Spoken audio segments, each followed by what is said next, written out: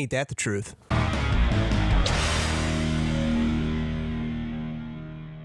What's up, everybody? I'm Jake the Long Kid. Welcome back to yet another video. I hope all of you guys are having a fantastic morning, afternoon, evening, wherever you're at. If you're watching this in the morning, you guys know the drill. Make sure you got a nice cup of black to go with it. Guys, I've got a fun, quick little video for you today. So recently, a couple of days ago, I had the opportunity to go out and clear some snow for my business, and I decided what better opportunity than now to bring out one of my favorite snowblowers in my fleet, and that is the Toro 724 QXE Snow Master.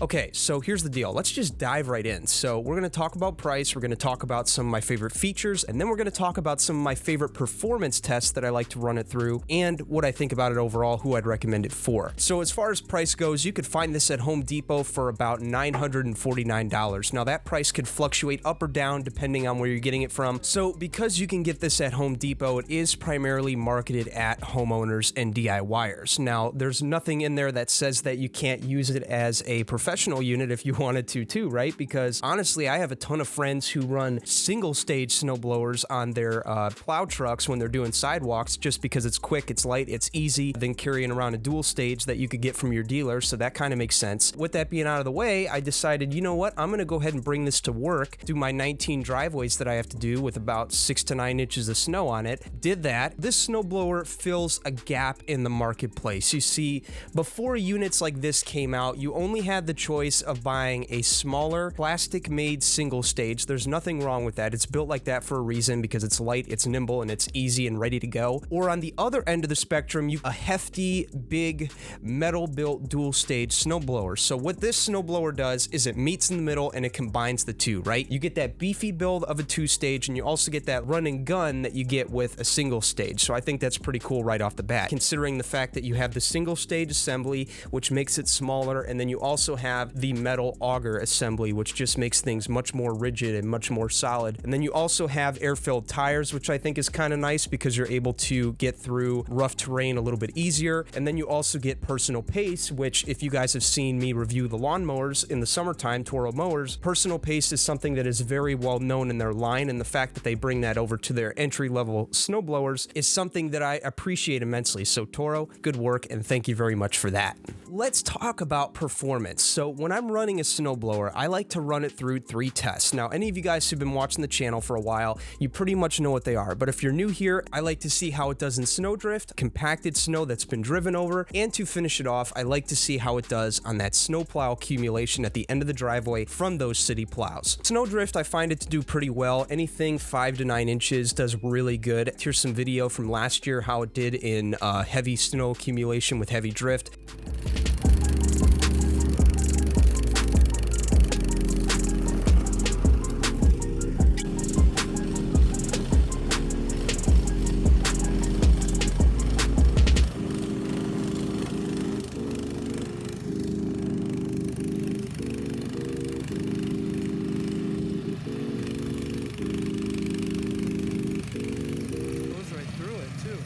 And then with compacted snow, I would say it did okay. I guess it depends on how cold it is and how compacted the snow is. As I've talked about before, there's so many variables that go into it, but assuming it's not that cold and maybe you salted the night before or right before clearing, whatever you did, I would say it does exceptionally well at getting down to the pavement when that opportunity presents itself. Otherwise, if you can't get down to the pavement, like I said, it's not really something you could judge the unit for, because, you know, it gets so cold to the point where you can't do that. Just drop some salt afterwards and you'll be okay. That leaves me with the last test, and that is how it does in snowplow snow at the end of the driveway. When we're clearing our driveways, we often have to debate the other two, but we also have to deal with the city plows. Nothing against them, they're doing their job. I have immense respect for that craft. It does exceptionally well at the end of the driveway because, again, you got that metal build. You do have that single auger too, which I think is great for run and gun. For 6 inches to about, I want to say maybe a foot and 4 inches, if you will, of accumulation at driveways, sometimes more. If you could see a clip I'm putting up here where I actually did crosswalk for one of my clients. I'd say it did really well breaking through that. You can see my sister here trying to break through that. It did exceptionally well with that single stage assembly, and I think what contributed to that for sure, you guys can correct me in the comments if you want, because I know there's a lot of really smart people out there. I think it's that metal assembly, right? It's just making things more solid and much more easier to attack, and maybe the auger assembly has something to do with that as well. It is only a single blade on there, but it does a really good job of just breaking through that snow at the end of the driveway. So Toro, great job in engineering on that. I would say this snowblower does well in all three of those situations. So with that being said, I want to go ahead and share my final thoughts with you. Who would I recommend this for? I would say if you're a homeowner, you want to buy something that's a little more top tiered, a little more fancy compared to a single stage snowblower, but not hefty and big like a dual stage, because let's face it, if you live in an area where you're not really getting a lot of snowstorms, you don't really need that. This is going to be the unit for you. It's going to work just fine. Any of my lawn kids out there who are doing driveways, don't be afraid to take this out there with you, because again, like I said, I know a lot of friends, Rich Dubich, who I just had on here in a couple videos back. If you want to check out that interview, he runs a plow and single stage snowblowers in his route, so I can only assume the amount of ground he could cover if he ran this in synergy with his plow. So it's a really, really good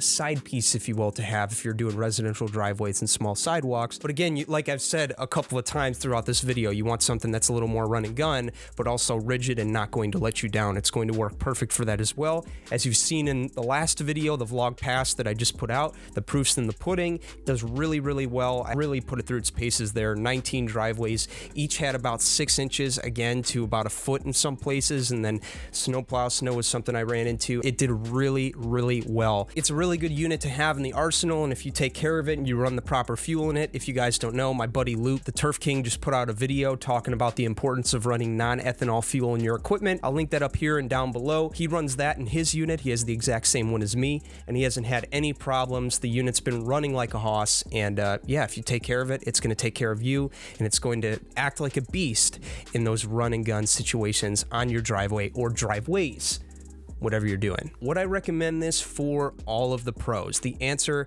is no, right? Obviously, you want to go with something higher, and Toro does have those options for you. But again, if you're doing small sidewalks with residential driveways, this is an awesome side piece to have with a snowplow setup. Now, if you're doing dedicated driveways with just a snowblower, I would maybe say look into something bigger, especially if you get a foot plus of snow in some places like we do here in Indiana. That's where something like the Simplicity or the higher tiered Toro would come in place. So there you go, guys. Those are my thoughts. Great unit for the money. Again, not for everybody, but if you're starting in your business, you're a DIYer who wants to be a little more fancy and have something that's just gonna run no matter what, this is a great unit to have. It's gonna take care of you. So super great unit. Hope you'll check it out. With that, I'm Jake the Lawn Kid. Thank you for watching. I'll see you in the next video. Happy spring, guys. We're only a couple weeks away. Spring's almost here. Lawn care content's going to be coming back. I'll see you in the next video. Later.